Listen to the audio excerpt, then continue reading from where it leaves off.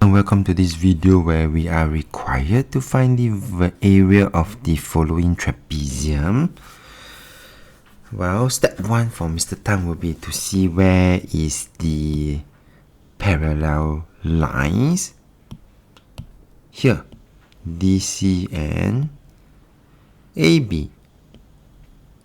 Next would be to identify the height, which is the perpendicular distance between the two parallel lines here.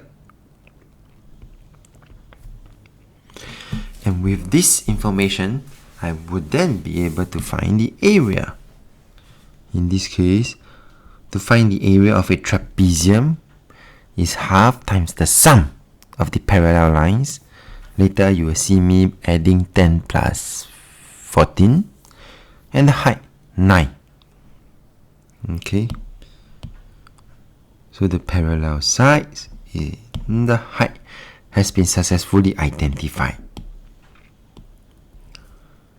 And therefore, you should get 108 cm square.